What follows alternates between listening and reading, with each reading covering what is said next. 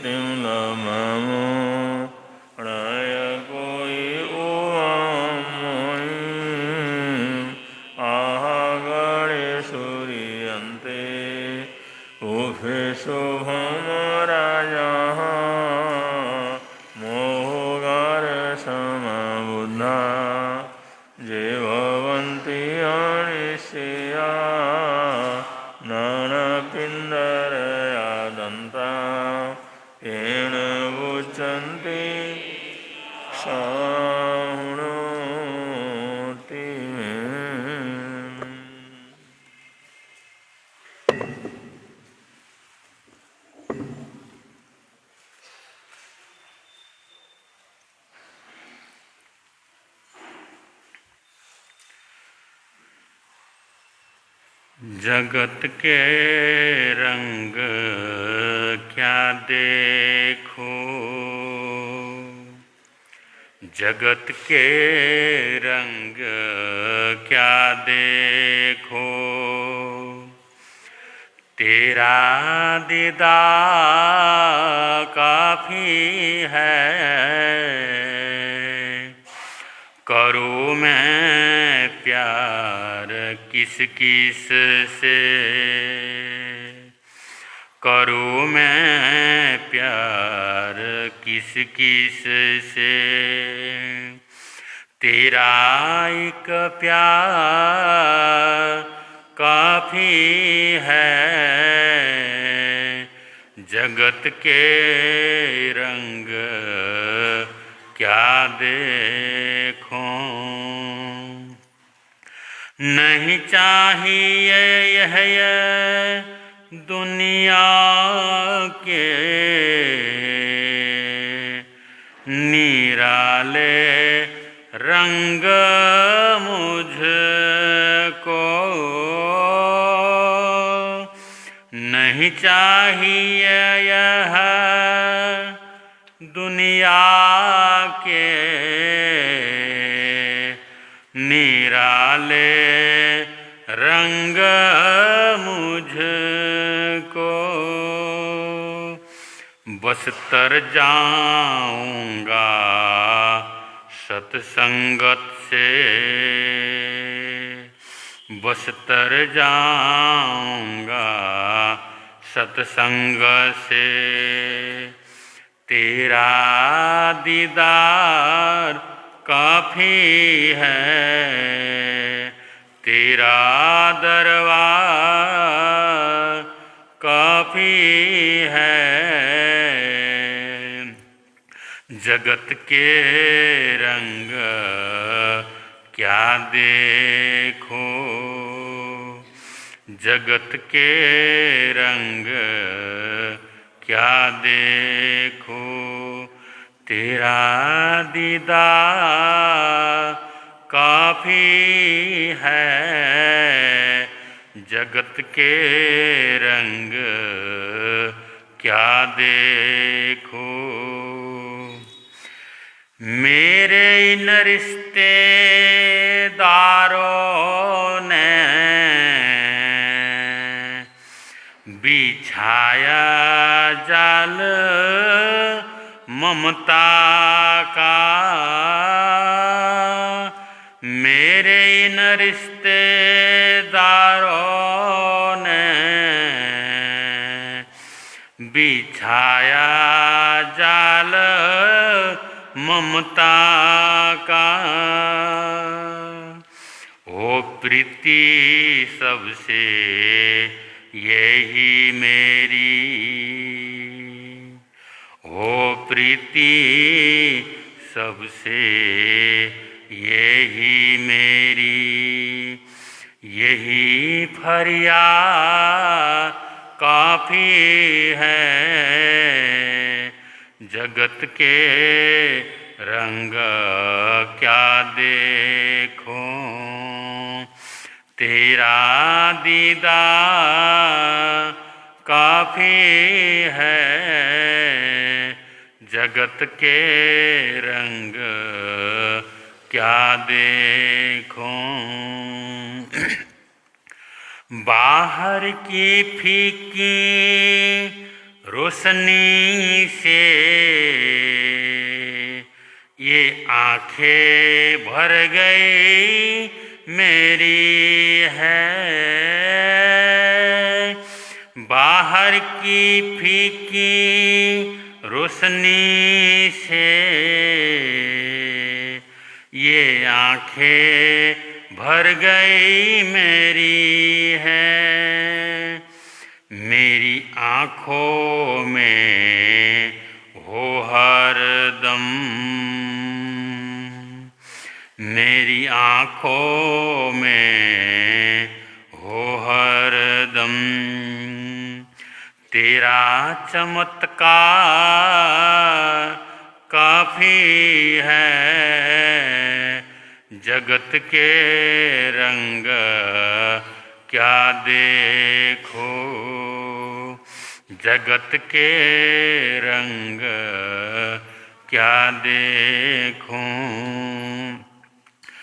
जगत के साज बाजों ने किए हैं कान ये बहिरे, जगत के साज बाजों ने किए हैं कान ये बहिरे। कहाँ मैं जा सुनूं अनहद, कहाँ मैं जा सुनूं अनहद। तेरा झनकार काफी है। जगत के रंग क्या देखो। तेरा दीदार काफ़ी है, करो मैं प्यार किस किस से, करूँ मैं प्यार किस किस से। तेरा एक प्यार काफ़ी है, जगत के रंग क्या देखूं।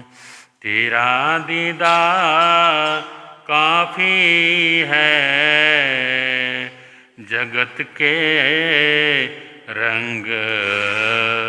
क्या देखूं।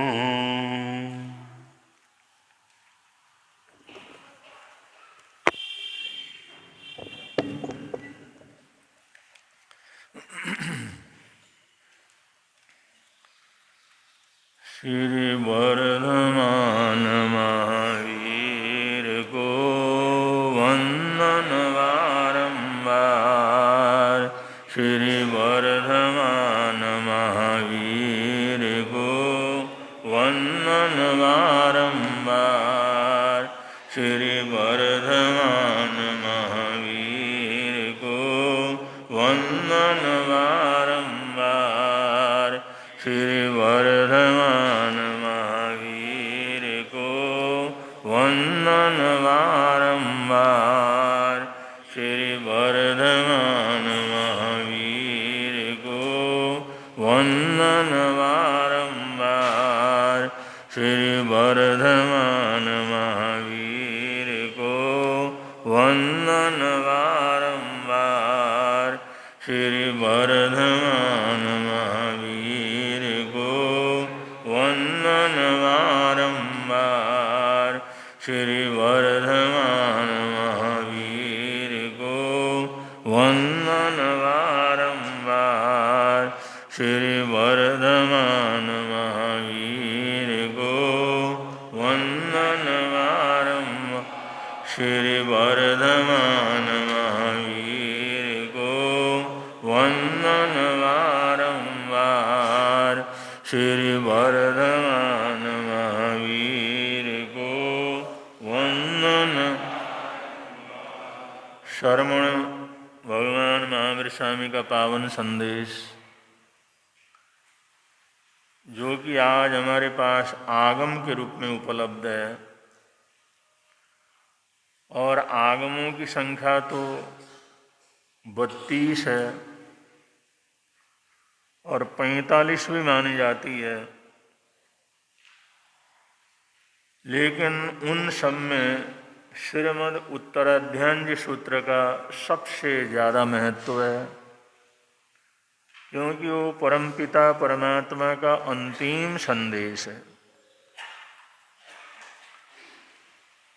जैसे सनातन परंपरा में हजारों ग्रंथ और सूत्र हैं, लेकिन गीता का अपना महत्व है। ईसाइयों में जैसे बाइबिल को सबसे ज़्यादा महत्व दिया जाता है, ग्रंथ तो बहुत और भी हैं। इसी प्रकार इस्लाम में कुरान का महत्व है, सिख परंपरा में गुरु ग्रंथ साहिब का महत्व है, बौद्ध परंपरा में त्रिपिटक सूत्रों का महत्व है। ऐसे ही आगम वाणी में, भगवान की वाणी में, तीर्थंकरों की वाणी में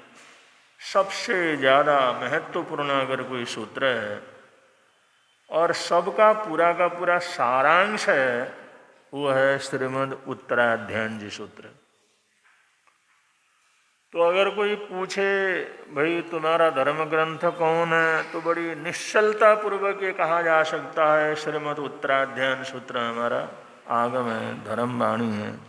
हमारा जो भी शासन चलता है वो सब उत्तराध्यायी सूत्र के माध्यम से चलता है। भगवान महावीर स्वामी की आखिरी वाणी के हिसाब से चलता है। वैसे तो उन्होंने जिंदगी में बहुत कुछ कहा, बहुत ऐसे साहित्य हैं, ग्रंथ हैं, शास्त्र हैं, लेकिन उनकी अंतिम पावनी वाणी उत्तराध्यायी सूत्र है। इस प्रकार कभी किसी को परिचय वगैरह देना हो तो भी कम से कम इतना तो याद होना चाहिए कि हमारा आगम उत्तराध्यायन सूत्र है। और बहुत बार बच्चों को पूछ लेते हैं, स्कूल के अंदर पूछ लेते हैं, तो उस समय बच्चों को भी ध्यान रहना चाहिए हमारा जो शास्त्र है, हमारा जो ग्रंथ है, हमारा जो आधारभूत ग्रंथ है वो श्रीमद् उत्तराध्यायन सूत्र है। अगर हमारे युवकों को, युवतियों को, बच्चों को ये जानकारी रहे तो कभी भी चर्चा चले तो इस बात को बड़े आराम से कह सकते हैं। और जितने भी हमारे राजनेता वगैरह हैं या वकील वगैरह हैं, न्यायाधीश हैं, एमएलए एमपी वगैरह हैं, वो लोग अगर कभी भी शपथ लेने का कभी भी ऐसा प्रसंग आए तो उनको भी ये कहना चाहिए हम उत्तराध्यान सूत्र का शपथ लेंगे, क्योंकि ये हमारा धर्म ग्रंथ है। जब सभी लोग अपने अपने ग्रंथों का जो है शपथ लेते हैं, उसको छू करके प्रतिज्ञा करते हैं, तो अगर इस तरह से हमारे बड़े लोग थोड़ा सा इसको महत्व दें तो इसकी महिमा बहुत बढ़ती है, दुनिया भर के लोगों को पता भी लगता है। तो ऐसा ही ये सूत्र है जिसको उत्तराध्यान सूत्र कहते हैं, और जो निर्माण पक्ष के अंदर मूल पाठ के अंदर पढ़ा जाता है। तो आज 10वां अध्ययन, उत्तराध्यान सूत्र का 10वां अध्ययन, इसका नाम है द्रुम पत्रक। श्रवण भगवान महावीर स्वामी कहते हैं हमारा जीवन पके हुए पेड़ के पत्ते के समान। जैसे पेड़ में पत्ता अगर जो पीला हो गया, पक गया, तो उसके झड़ने का कोई निश्चित गारंटी नहीं रहती, कभी भी झड़ सकता है। जब पत्ते पीले हो जाते हैं तो कभी भी वो झड़ सकते हैं, कभी चिड़िया आ जाए, कभी हवा का झोंका लग जाए, कभी कुछ भी बात हो जाए तो पका हुआ पत्ता कभी भी पेड़ से नीचे गिरता है। ऐसे ही हमारी जिंदगी का भी कोई अता पता नहीं लगता।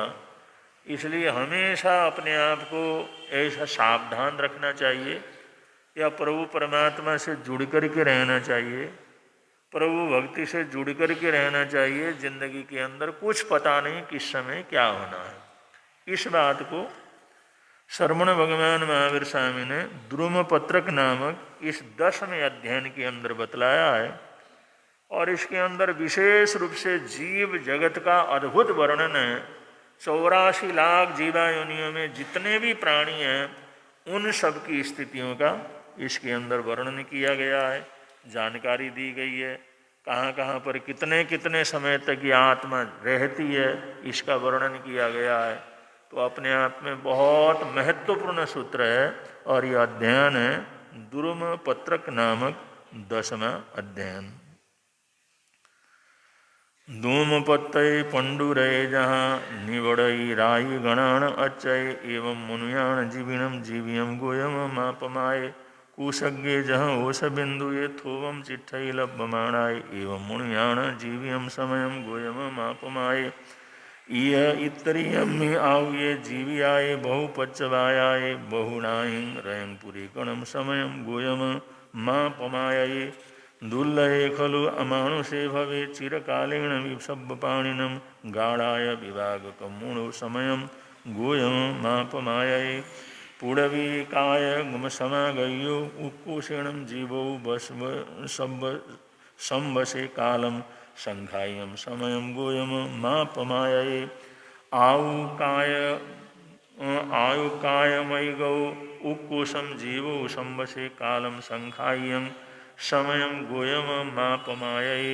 तेवकाय मयमयि गयो उक्कुशं जीवो संवसो कालं संख्यायं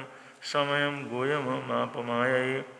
बाहुकायमयि गयो उक्कुशं जीवो संवसे कालं संख्यायं समयं गोयम मापमायै वनशयिकायमयि गयो उक्कुशं जीवो संवसो कालमनंत दुरंतं समयं गोयम मापमायै व्येन्द्रियकायमयि गौ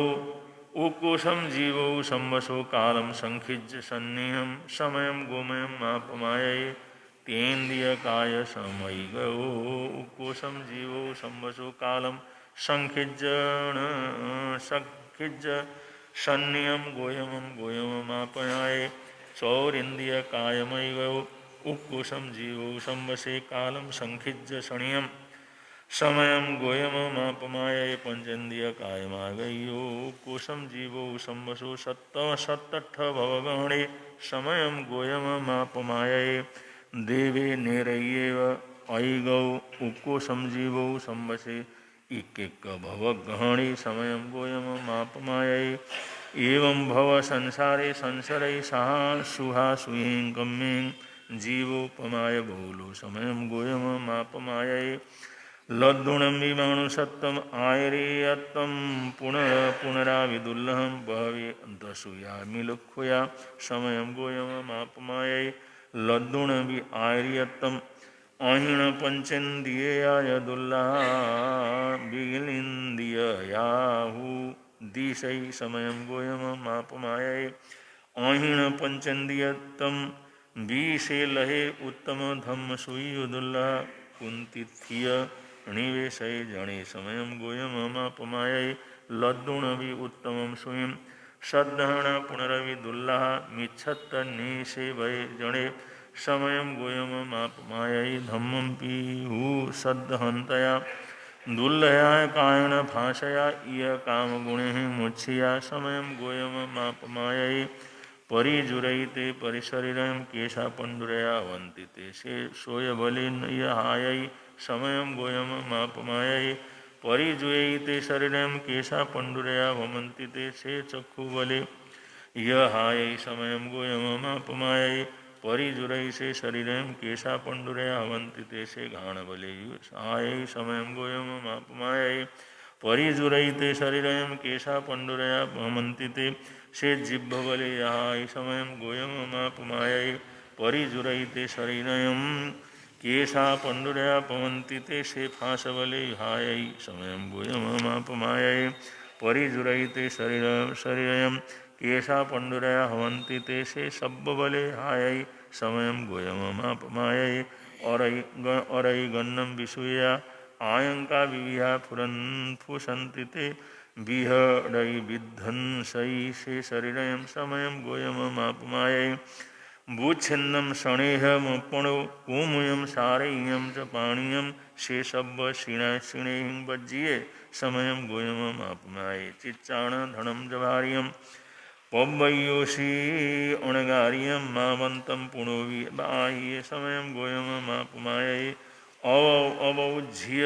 मित्तबन्धमं वियुलं चैव धनेन संचयं मातं वियै गवेशै समयं गोयममापमायै नहु जिणे अज्ज दिशै बहुमये दिशै मग्गदेशीये संपै नियावये पये समयं गोयममापमायै अवशोषीय कंटगापहं ओयिन्नोपि मपहं महालयं गच्छसि मग्गं विषोयं समयं गोयममापमायै अवले जहाँ भारवारे मामग्गे विषमे अवगाहिया पच्छा पच्छाणु तावै समयं गोयममापमायै तिन्नो हुषे अवन्नमहं किं पुनः चिट्ठसि तीरमागौ अभितुरं पारं गमित्तै समयं गोयममापमायै अकलेवरसेणीय भूषिया सिद्धिं गोयम लोयं गच्छसि क्षेमं च शिवम् अनुत्तरं समयं गोयममापमायै बुद्धि परिनिब्बुडे चरे गाम गये नगरे व संजय शान्तिमग्गं बभूहये समयं गोयममापमायै बुद्धस्य निशम्यभाष्यं सुकह्यमठं पौवस्योह्यं रागं दोषं वच्छिन्द्रिया सिद्धि गये गोयमे तिभेमि इति 10वां अध्ययनं समाप्तम्। 11वां अध्ययन उत्तराध्ययन जी सूत्र का 11वां अध्ययन बहुसूत्र पूजा है। जो बहुसूत्र महान आत्माएं होती हैं विशेष रूप से शास्त्रों का अध्ययन करने वाले हैं, सारे सिद्धांतों की जानकारी लेने वाले हैं, सबको समाधान देने वाले हैं, हर प्रश्न का समाधान जिनके पास मौजूद है, ऐसी महान आत्माएं उनको कहते हैं बहुश्रुत पूजा, बहुश्रुत आत्माएं।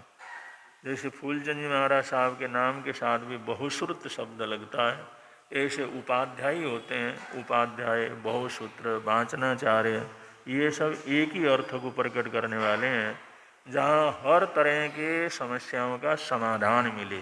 और वो समाधान भी धार्मिक मिले, तथ्यपूर्ण मिले। तो ऐसा समाधान करने वाले जो महापुरुष होते हैं उनको बहुश्रुता पूजा कहते हैं। बहुश्रुत होने के लिए क्या क्या साधना करना पड़ता है और कैसे कैसे लक्षण के लोग बहुश्रुतता को प्राप्त करते हैं, और बहुश्रुतता जीवन के अंदर आती है तो उससे अनायासी कितने धर्म की प्रभावना होती है, कितने लोग उनकी वजह से धर्म से जुड़ते हैं। ऐसा बड़ा विशद और बहुत ही सुंदर वर्णन यहाँ पर इस 11वें अध्याय के अंदर किया गया है, जिसका नाम है बहुश्रुत पूजा।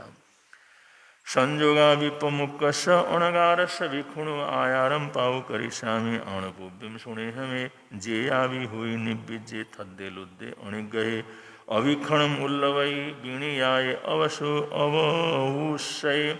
अहम पंचैं थाणें जें शिक्षा न लब्बई थम्बाकुआ पमायनम रोगेण लसैणाय अयमठ्ठैं थाणें शिक्षाशीलेत्युच्चै अहशिरे सयादन्ते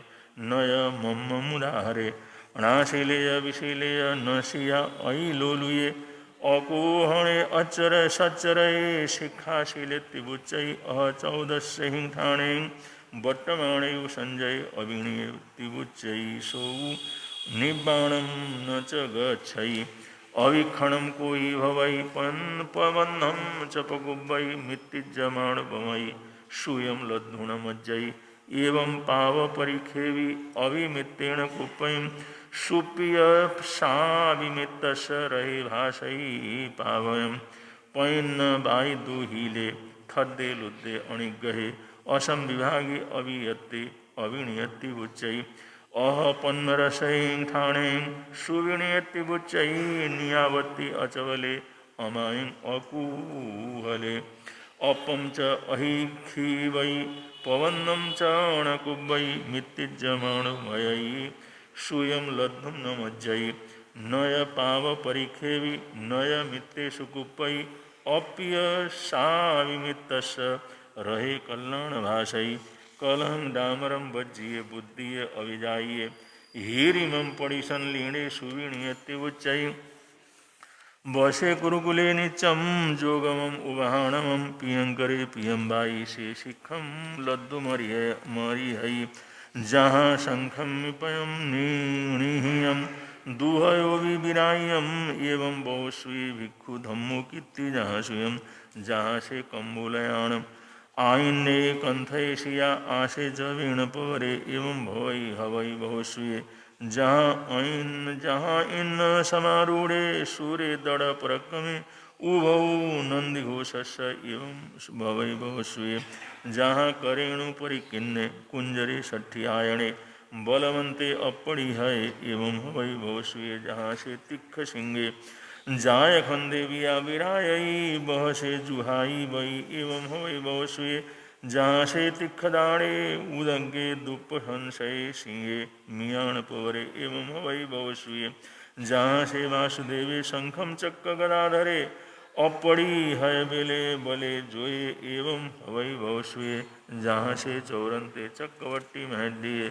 14 रयणा ही वै एवं भवै बहुस्वे जहाँ से शस्त्र रखे वज्रपाणी पुरंदरे शक्य दिवाही वै एवं भवै बहुस्वे जहाँ से तिमिर बंधन विद्धन से उत्ते उट्टे दिवायरे ज्वलंते इव तेणम एवं हवै बहुस्वे जहाँ से उड्डुवै चंदे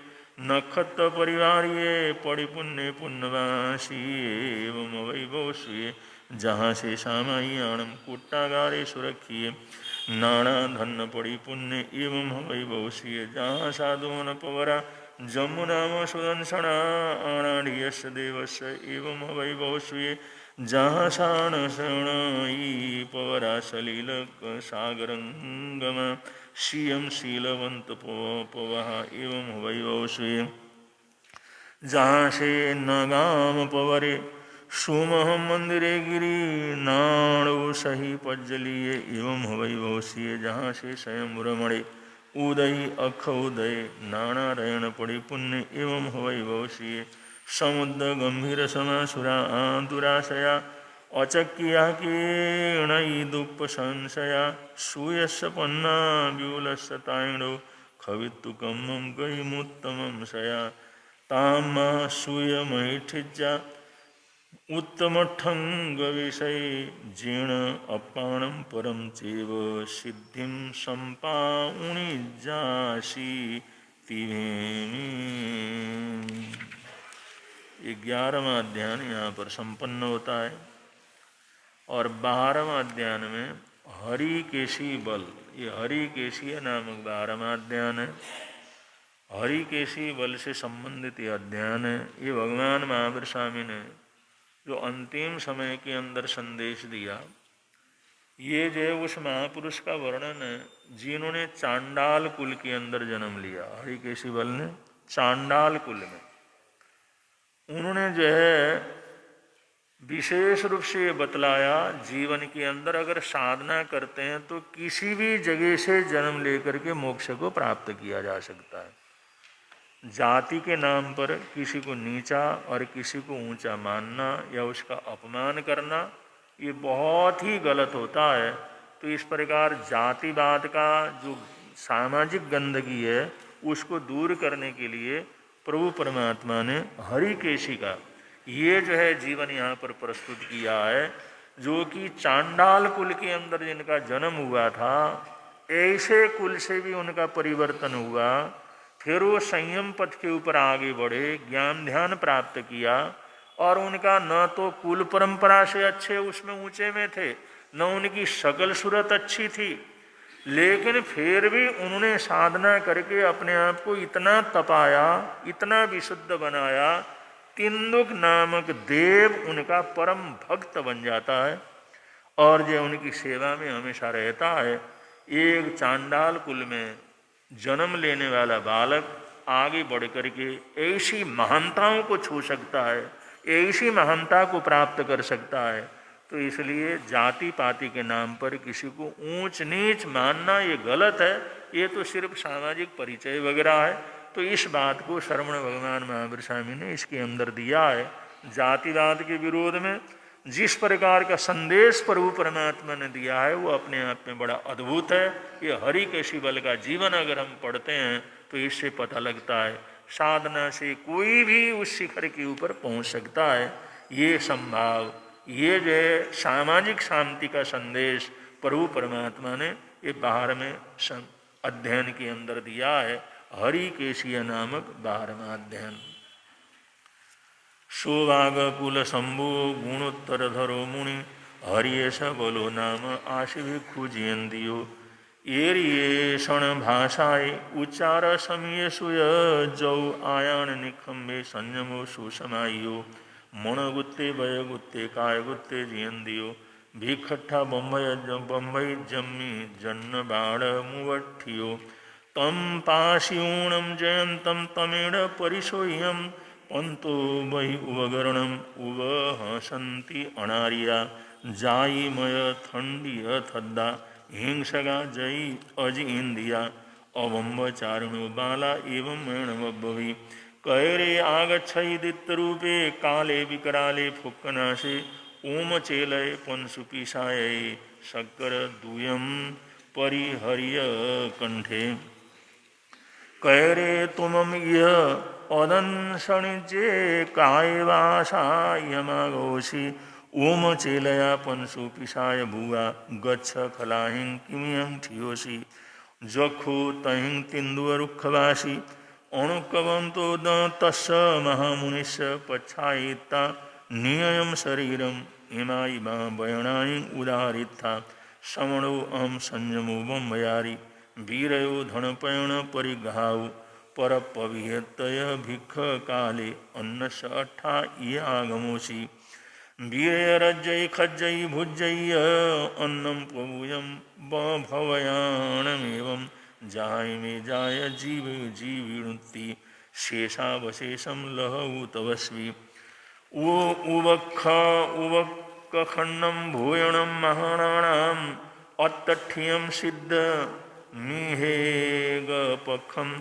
नौ वयं शरीष मन्नमाणं दाहामुतुज्जं किमियं ठियोषि थाले थलेषु बियां भवन्ति कायया तहेव निग्नेषु य आशसाये ये आये श्रद्धाये दलाय मज्जम आराहये पुण्यमीनं सुचित्तं चित्तानि अम्मं निबीयानि लोये जहिं परिकिन्नतु विरुहन्ति पुन्ना ते माहणा जायि बिजो भवेया तायं तु चित्तायं सुखे सलायं कुहूयमाणो यवहूयते सिंह मोषम अदत्तं च परिगं च ते माहणा जायि बिजा विहूणो तायं तु खेतायं सुपावयायं तुभ्येत्थवो भारहरा गिराणाम् अठं च आयाय अहिज्जवे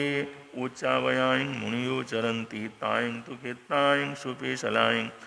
अज्जावयायं परिपूलभाषि पभाषणे किन्नो सगासि अन्नम् अविरयं विनयसौ अन्नपन्नं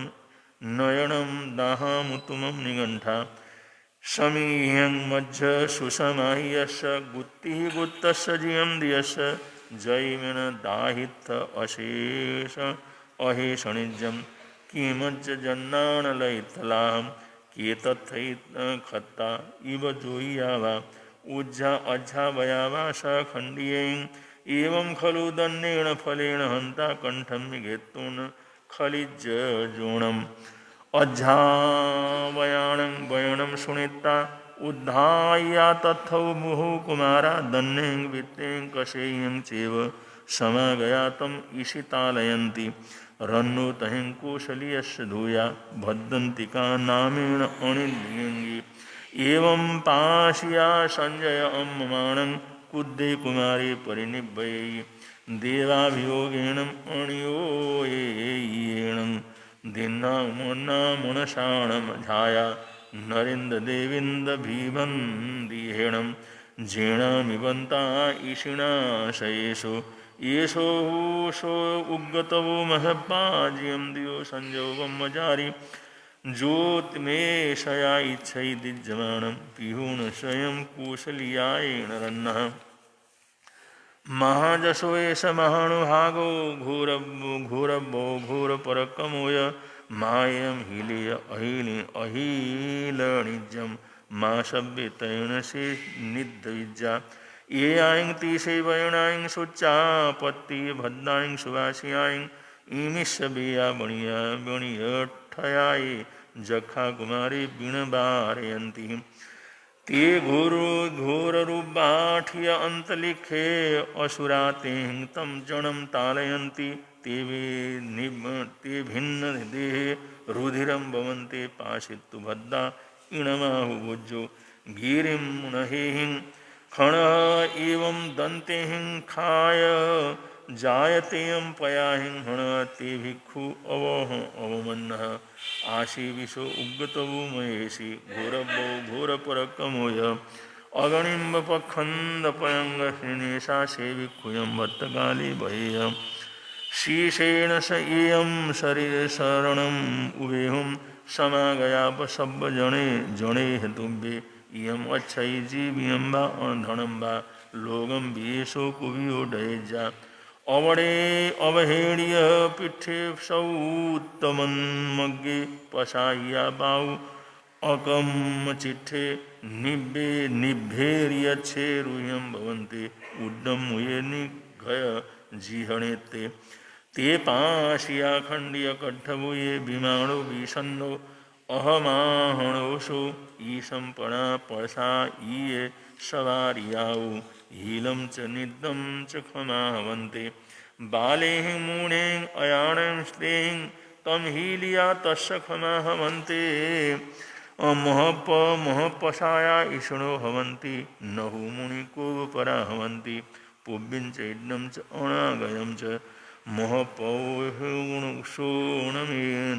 कोई जखाऊ बेया बणियं करन्ति तम्माऊ एष नियया कुमारा अत्थं च धम्मं च वियाणमाणा तुम्भेण पीकुब्बै भूयि पन्ना तुभ्यं तुपाये शरणम् उवेमो समागया सब्बजनेन अम्बे अच्छे मुते महाभाग न ते किञ्चिन मुच्चिमो भुञ्जाहि शालीमं कूरं नानाभञ्जनसंयुयं इयं च मे अथि पभूयमन्नं तं भूय भुञ्जयु अम्म अणुसाहठा बाणन्ति परीक्षयै भक्तपाणं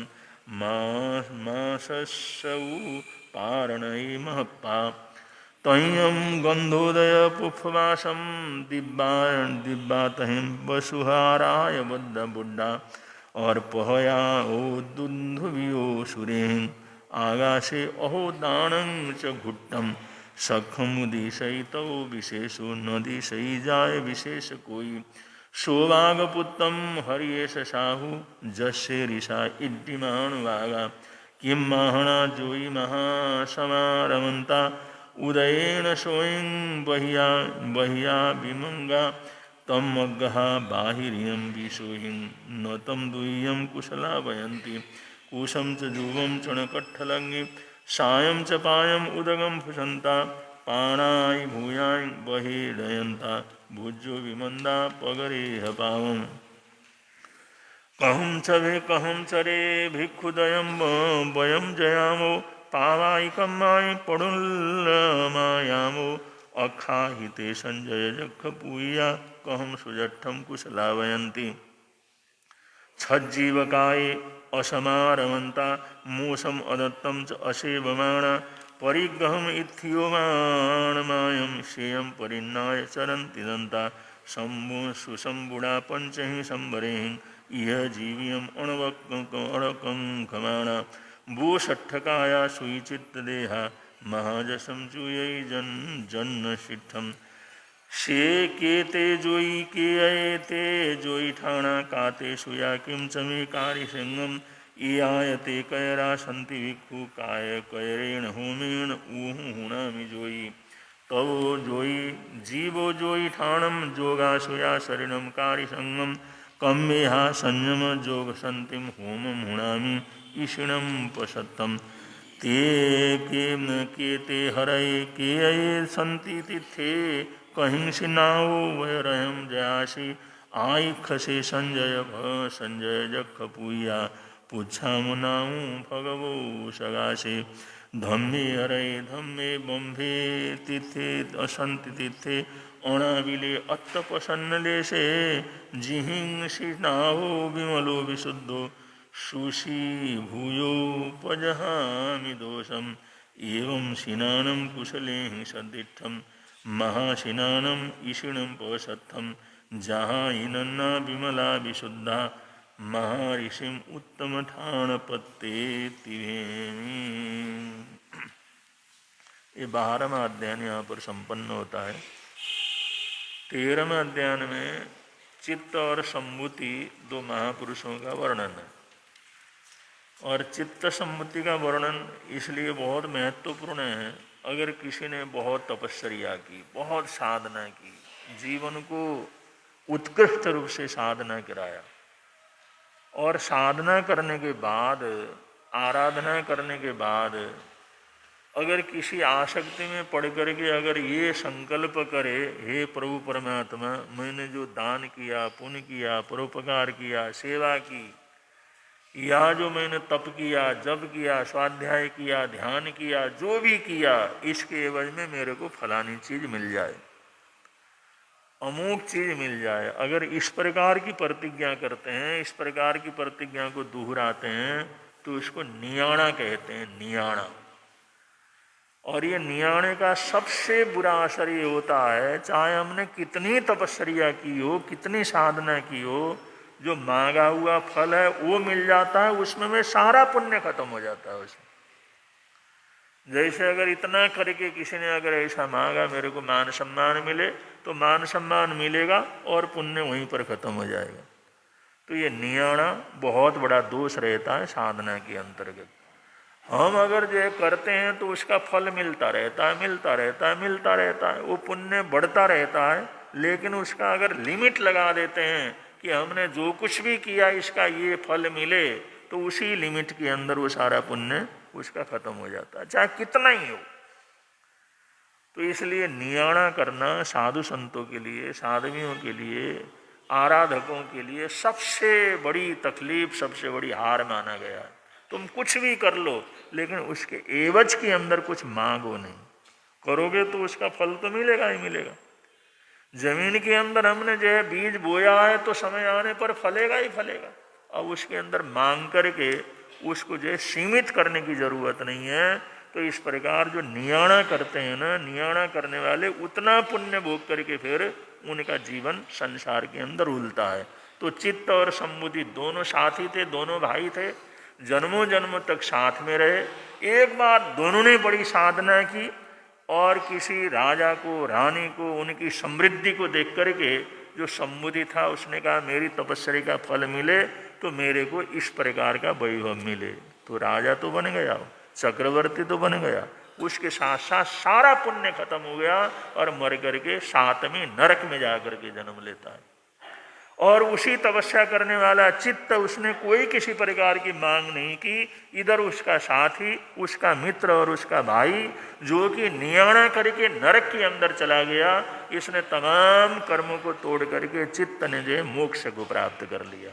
तो इस प्रकार साधक जैसे जैसे ऊपर बढ़ता है तो उसको अपनी इच्छाओं को खत्म करने की जरूरत होती है, आसक्ति को खत्म करने की जरूरत होती है। वरना जितना मांगा, जो मोक्ष को देने की ताकत रखने वाला वैभव था, उससे भी जितना मिला उतना ही मिलता है, आगे सारा खत्म हो जाता है। तो इसको नियाणा कहते हैं। इसको नियाणा, नियाणा को बहुत बड़ा पाप माना गया है। तो ये चित्त और सम्मुति का ये प्रसंग है। चलो इसको पूरा कर लेते हैं। जाई परायो खलु काशी नियाणम तु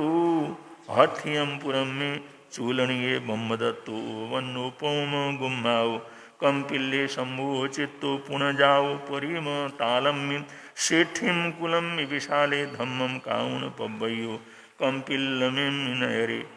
समा गया दो भी चित्त शंभुया सुह दुह फल विभागम कहंती इक्कमिक्कस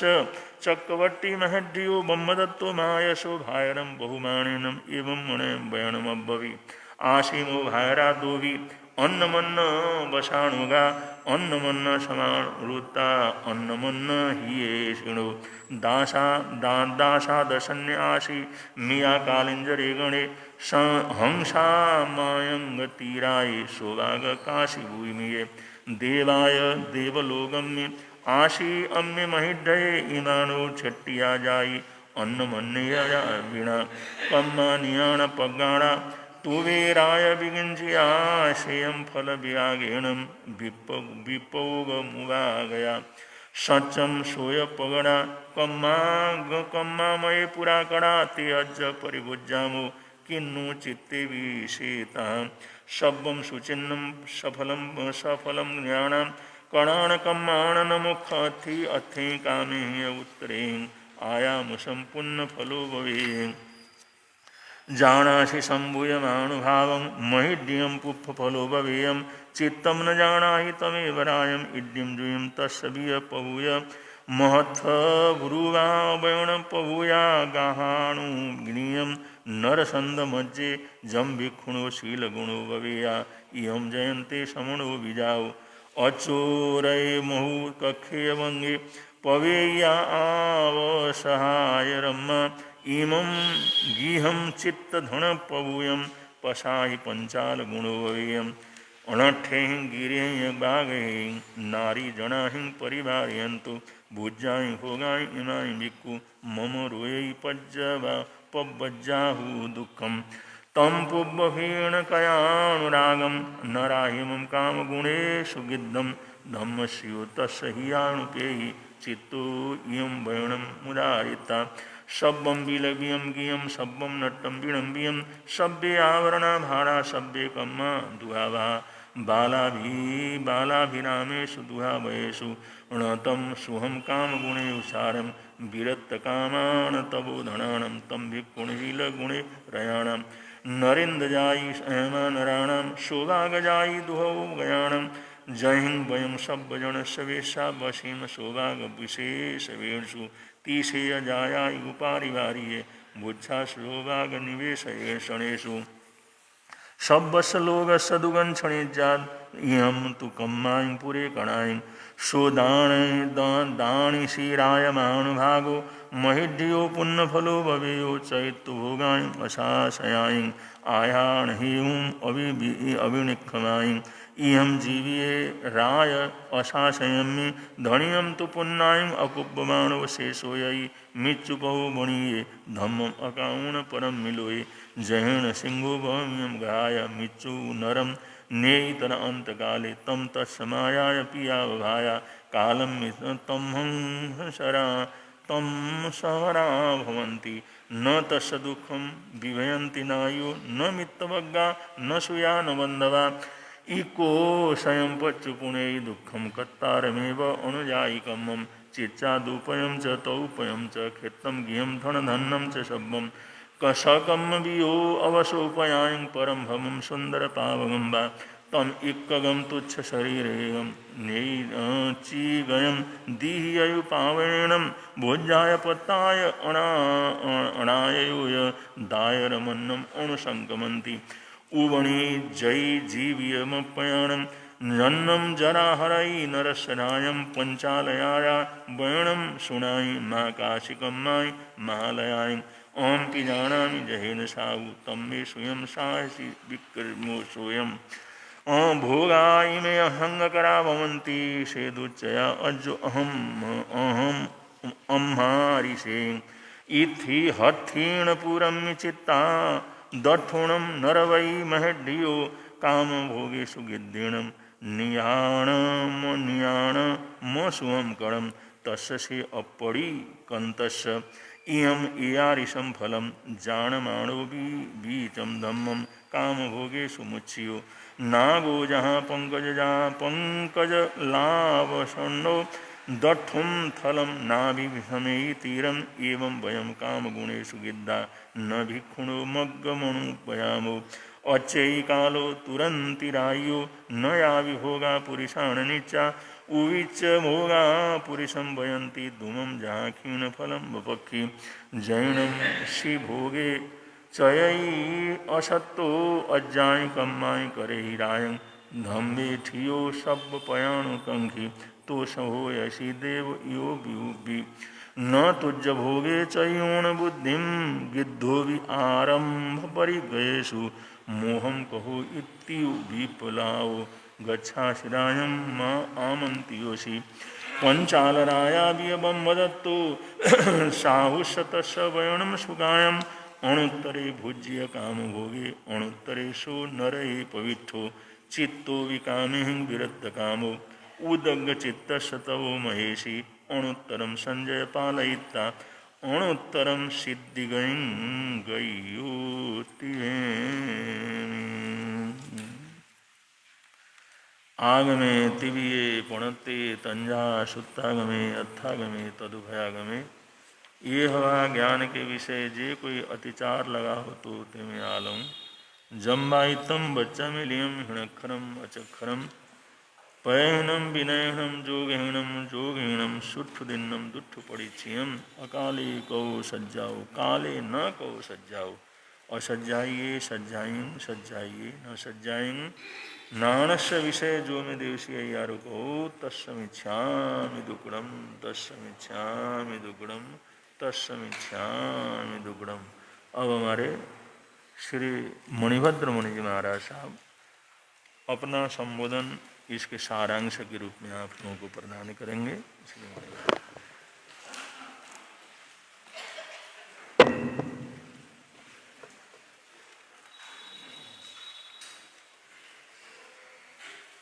धम्मो मंगलमुकेठा अहिंसा संयमो तवो देवावितं नमं सन्ति जसा धम्मे संयमणो दुनिया के चराचर जीवों पर कर्मों ने जाल भी क्या साधुग्रस्त क्या बाल वृद्ध बस कोई न बचने पाया। अति शुभ कर्मों के आने से संतों का समागम मिलता जिन वाणी श्रवण करने से दुख जन्म मरण का मिटता दुख जन्म मरण का है समय नदी की धार की जिसमें सब बह जाया कर, है समय बड़ा तूफान प्रबल पर्वत झुक जाया करते। अक्सर दुनिया के लोग समय में चक्कर खाया, लेकिन कुछ ऐसे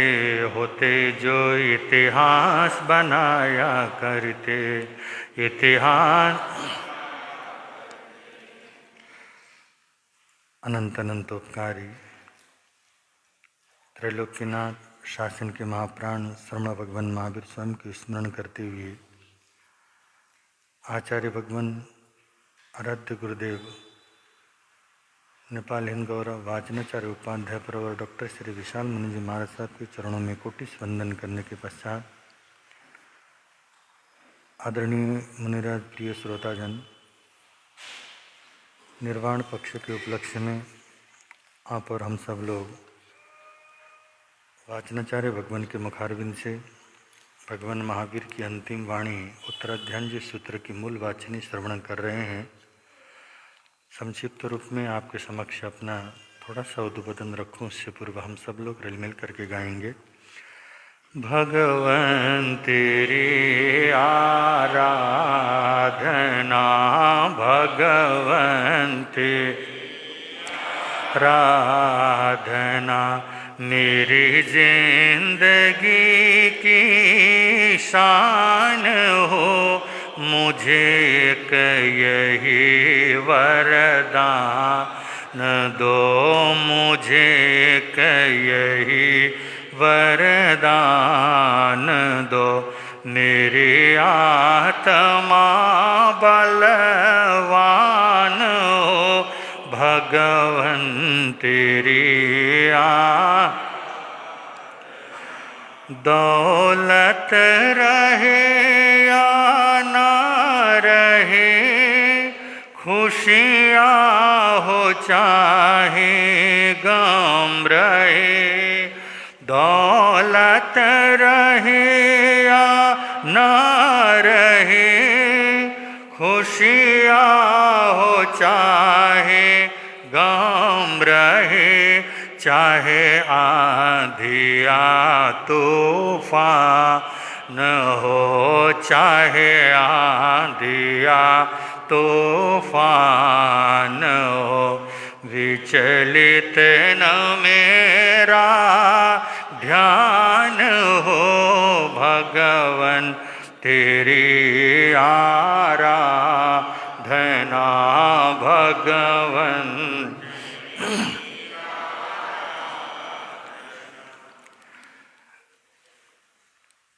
विनीत साधु के लक्षणों को हम सुन रहे थे। अविनीत साधक दुख पाता है और विनीत साधक सुख पाता है।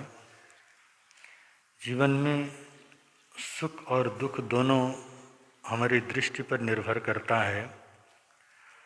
कोई घटना किसी को सुख का अनुभव करवाती है तो कोई घटना या वही घटना किसी को दुखानुभूति देती है। हमारी सोच अनुकूल है, सकारात्मक है तो दुख में से भी सुख का अनुभव करते हैं। अब हम नकारात्मक सोच से भरे हैं तो हमें सुख में भी दुख अनुभव करवाता है। जो विनीत साधु होता है, जो अपने गुरु, अपने ज्येष्ठ जन, अपने आदरणीय पूज्य पुरुषों के प्रति हमेशा करीब में रहता है, उनके सानिध्य को पाता है और उनके इच्छा अनुसार अपने जीवन को आगे बढ़ाता है। ऐसा जो विनीत साधक होता है वही परिचयों पर विजय प्राप्त कर सकता है। द्वितीय अध्ययन का नाम है परिचय। अब परिचय का सामान्य अर्थ हम लोगों को लगता है कि कष्ट, परंतु भगवान कहते हैं परिचय का मतलब कष्ट नहीं है। परिचय का मतलब होता है जो साधक साधना के मार्ग पर आगे बढ़ता है, जो अपनी साधना को आगे बढ़ा रहा होता है, तो साधना के पथ पर आने वाली कुछ बाधाएं, चुनौतियां और ऐसी चीज़ों को परिचय कहा जाता है। और जो साधक होता है कभी उन चुनौतियों से पराजित नहीं होता है, आने वाले उन कठिनाइयों से भयभीत नहीं होता है, उन संघर्षों उस मार्ग पर संघर्ष करता है, क्योंकि भगवान महावीर का शासन संघर्ष का मार्ग है। भगवान महावीर का मार्ग संघर्ष का मार्ग है, समर्पण का मार्ग नहीं। ठीक है, श्रद्धा एक समर्पण को कहा जाता है, परंतु ये भगवान महावीर का जो मार्ग है, मुख्य रूप में जो ध्यान है, ध्यान का मतलब ही है संघर्ष। जो संघर्ष करता है, चुनौतियों को स्वीकार करता है, कष्टों को भी वो सहर्ष रूप में स्वीकार करके अपने जीवन को आगे बढ़ाता है, ऐसा साधक ही जीवन के अंदर उनको सफलता को प्राप्त कर सकता है। जो आने वाले बाधाएं, आने वाले कष्ट और आने वाले चुनौतियों से हार जाता है, ऐसा व्यक्ति कभी जीवन में अपने मंजिल को प्राप्त नहीं कर सकता, अपने गंतव्य तक पहुंच नहीं सकता। ऐसे ही भगवान महावीर ने द्वितीय अध्याय में परिचय का वर्णन किया है, और परिचयों की संख्या मुख्य रूप में 22 है। वैसे तो जीवन में आने वाले जो परिचय हैं, अनेकों प्रकार के परिचय आते हैं, परंतु भगवान ने मुख्य रूप में 22 प्रकार के जो परिचय का वर्णन किया है। और उन 22 प्रकार के परिचयों में भी बंदो कुछ अनुकूल परिचय हैं तो कुछ प्रतिकूल परिचय हैं। जो साधक होते हैं बंदो, प्रतिकूल परिचय में तो फिर भी साधु अपने आप को संयमित रख सकता है, परंतु जहाँ अनुकूल परिचय आते हैं, उन अनुकूल परिचयों पर अपने आप को संयम में सुरक्षित रखना ये बड़ा कठिन होता है। जैसे कि बंदो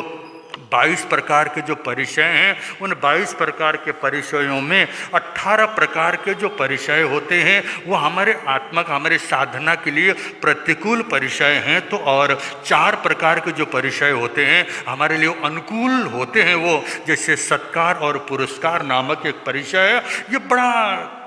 कठिन परिचय होता है। जो साधक है, जो साधु है, उसके जीवन में आने वाला जो सत्कार है, सम्मान मिलता है, साधना करने के बाद बंधु सत्कार और सम्मान को मिलकर वहाँ पर उन सत्कार, सम्मान, पूजा आदि से अपने आप को सुरक्षित रखना, उस पूजा प्रतिष्ठा से अपने आप को बचाना और भी कठिन होता है। इसलिए भगवान कहते हैं कि बंधु जो अनुकूल परिचय होते हैं, स्त्री परिचय है, प्रज्ञा परिचय है, और सत्कार पुरस्कार परिचय है, और दर्शन परिचय, इस प्रकार के जो 4 परिचय होते हैं, इन 4 परिचयों को अनुकूल परिचय कहा गया है। तो 18 प्रकार के जो परिचय होते हैं, जैसे बंधु क्षुधा परिचय, पिपास परिचय, उष्ण और शीत परिचय आदि, इस प्रकार के जो 22 प्रकार के परिचयों का वर्णन किया है। ऐसे 22 प्रकार के परिचय साधक के जीवन में आते ही रहेंगे, पर साधक उन परिचयों की परवाह नहीं करता है। वो तो अपने आप को समझता है कि ये मेरे जीवन के लिए चुनौती है, और उनको सहर्ष स्वीकार करता है, और समभाव से परिचयों पर विजय प्राप्त करके जो साधक अपने आप को आगे बढ़ाता है, वही साधक अपने साधना के मार्ग पर सफल होता है। कि बंधु परिचय में सबसे प्रथम परिचय का नाम ही क्षुधा परिचय, क्योंकि भूख पर विजय प्राप्त करना बड़ा कठिन होता है। और जैसे साधु है, संयम अंगीकार करने के बाद उसको ऐषणीय आहार प्राप्त होना कठिन होता है। बंधु बड़ी बड़ी लंबी लंबी यात्राएं, गर्मी के मौसम में लंबी यात्राएं करके जाने के बाद अगर भिक्षा के लिए घरों में जाता है, भिक्षा के लिए घरों में जाने के बाद और घर में अगर ऐषणीय आहार नहीं मिलता है, ये कोई सामान्य परिचय नहीं, क्योंकि भगवान ने तो भिक्षाचरी को भी तप कहा है। भिक्षा जीवी जो साधक होता है, भिक्षा लेके अपने जीवन को चलाने वाला जो साधक है, और बंधु वैसे साधक अगर घर में भिक्षा लेने के लिए जाता है और भिक्षा अनुकूल नहीं है, भिक्षा ऐषणीय नहीं है, वहां पर भी अपने आप को समभाव से बंधु अगर उस भिक्षा को लेता है, या फिर बंधु उस प्रतिकूल समय में भी संभाव रख के आगे बढ़ता है, ऐसा साधक बंधु जीवन में सफलता प्राप्त कर सकता है। और बंधु जो सामने रूप में जिसको सत्कार, सम्मान और पूजा प्रतिष्ठा की आवश्यकता होती है, ऐसा साधु तो बंधु जहाँ अनुकूल माहौल मिलता है वहाँ उसको आशीर्वाद देता है, पुरस्कार देता है, परंतु साधु के लिए किसी भी चीज़ की कोई आवश्यकता नहीं, उसको सिर्फ एक ही लक्ष्य, एक ही बंधु उसका ध्येय होता है कि मुझे साधना के क्षेत्र में सफलता प्राप्त करनी है, तभी जाकर बंधु जीवन में चपलता मिलती है। एक बार पूज्य श्री काशीराम जी महाराज आदि साधु संत लंबी यात्रा करते हुए एक गांव से दूसरे गांव में जाते हुए एक गांव में प्रवेश करते हैं और वहाँ जाकर लगभग 10-11 बजे के समय में, गर्मी का सीजन है, गर्मी के समय में भिक्षा लेने के लिए जब गांव में जाते हैं, गांव के किसान लोग हैं, 9-9:30 बजे के करीब वो सारे किसान अपना कार्य करके अपने अपने खेतों में काम करने के लिए जा चुके होते हैं। ऐसे समय में साधु फिर भी भिक्षा पात्र लेकर घरों में भिक्षा के लिए जाता है, क्योंकि न भिक्षा लेने के लिए भगवान ने जो विधि बताई है, अगर सद्गृहस्थी अपने भोजन से निवृत्त होता है उसके बाद साधु को भिक्षा लेने के लिए घर में जाना, और जो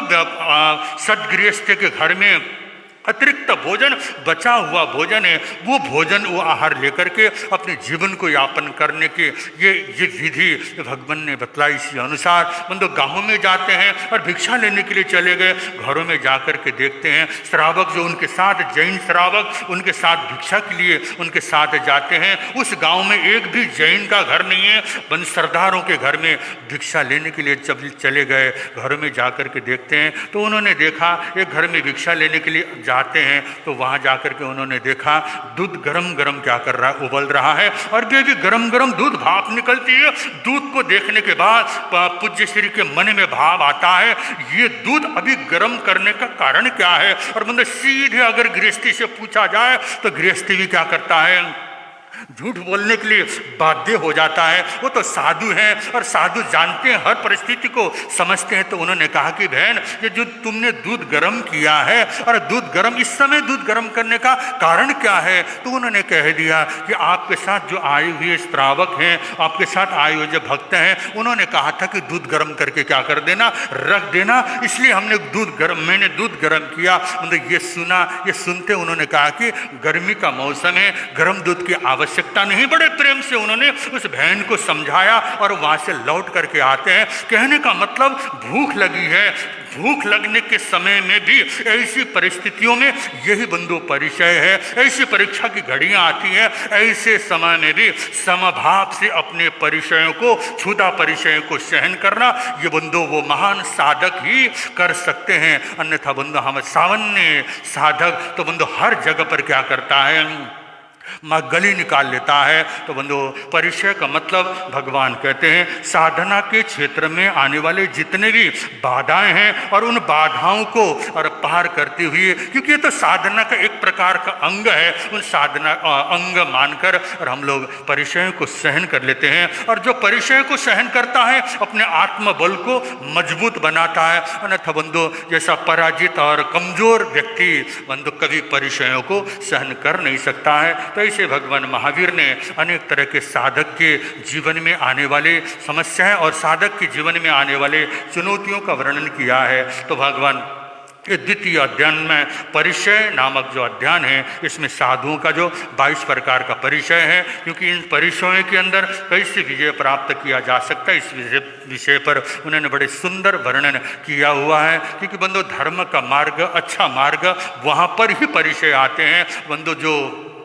पाप का मार्ग होता है वहाँ पर कहीं कोई बाधाएं हमें नहीं आती, वो तो सरल होते हैं, सुलभ होते हैं। वहाँ तो हमारा सहयोगी साथी भी हमें मिल जाते हैं। आप कहीं यात्रा कर रहे हैं, यात्रा करते करते आपके साथ धर्म चर्चा करने वाले दोस्तों का मिलना मुश्किल होता है, ताश खेलने वाले, गप्पे लड़ाने वाले, ऐसे व्यक्ति तो हमें हर जगह पर पग पग पर प्राप्त हो जाते हैं। तो बंधु साधना का मार्ग और साधना के मार्ग में अपने साधना को कैसे सुरक्षित किया जाता है, तो इस विषय पे भगवान महावीर वर्णन कर ही रहे। तो आपके समक्ष तो संक्षिप्त रूप में ये थोड़ा सा भगवान की अंतिम वाणी को रखा जा रहा है। इसी तरह आगामी प्रवचन में जो भी विषय आएगा वो विषय में आपके समक्ष रखने का प्रयत्न करेंगे। इतना कहते हुए बोल शरण भगवान महावीर स्वामी की।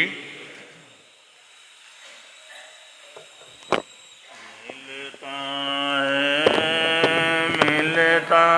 है आनंद प्रभु की वाणी से, मिलता है आनंद प्रभु की। प्रवर्तक शांति गुरुवर प्यारे, प्रवर्तक शांति गुरुवर जीवन नैया के रखवारे, जीवन नैया के रख जोड़ गए संबंध प्रभु की वाणी से, जोड़ गए संबंध प्रभु की वाणी से। मिलता है आनंद प्रभु। श्रीमद् उत्तराध्याय सूत्र की 36 अध्याय हैं, उनमें से 13 अध्यायों का मूल पाठ वाचने के रूप में आप लोगों ने सुना, और आज दूसरे अध्याय का बहुत सुंदर विवेचन सारांश के रूप में श्री मणिभद्र मुनि जी महाराज सामने बतलाया। एक एक अध्ययन करते करते 36 दिन तो पूरा चातुर्मास इसी के विवेचन के अंदर संपन्न होगा, लेकिन मूल पाठ निर्माण पक्ष तक या निर्माण महोत्सव जो संपन्न होता है तब तक इसको चलाया जाता है, इसलिए मूल पाठ तब पूरा हो जाएगा। लेकिन ये विवेचन का जो उत्तराध्याय का विवेचन है, सारांश है, ये सब पूरे चातुर्मास कल्प के अंदर चलता रहेगा। जरूर आप लोग लाभ लें, अपनी पुण्यवाणी को आगे बढ़ाएं। अगर आज किसी का भी भाई बहन का एकासना वियासना कोई पचखान हो, एकासने वियासने का प्रत्याख्यान तस्वंते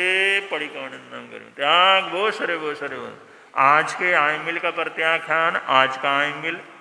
श्री सौरभ जी इनका आज 10वां आयमिल है। हाँ, 10वें आयमिल का प्रत्याख्यान 28 से आप आगे बढ़ रहे हैं। 10वें आयमिल का वचकानासनम श्रावण मैं तगणम सब समय बत्ती त्याग वो सरे वो सरे वो। आज के उपवास का प्रत्याख्यान, अगर किसी भाई बहन का उपवास हो, आज श्री आशीष मुनि जी महाराज साहब का 17वां उपवास है, 18वां उपवास है। 18वें उपवास की आराधना साधना वो जो अपने जीवन के अंदर कर रहे हैं, उनको सर्वथा साता रहे, ऐसी हार्दिक हार्दिक मंगल कामनाएं हैं। अब संघ की तरफ से सूचनाएं हैं, सूचनाओं के बाद मंगल पाठ को।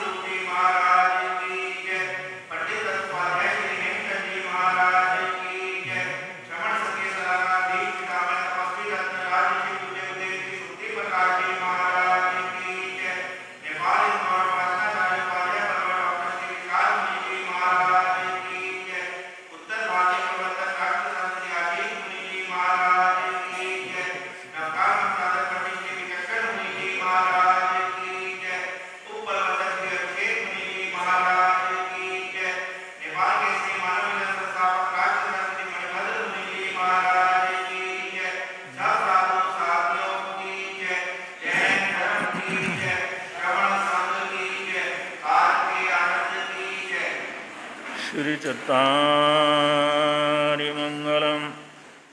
आर्यन्तामङ्गलं सिद्धामङ्गलं साहूमङ्गलं केवली पुनत्तो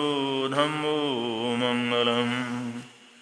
चत्तारि लोकोत्तम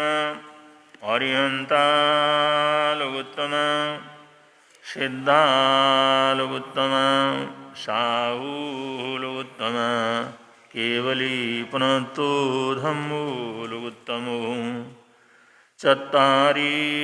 शरणं प्रवज्यामि आर्यन्ते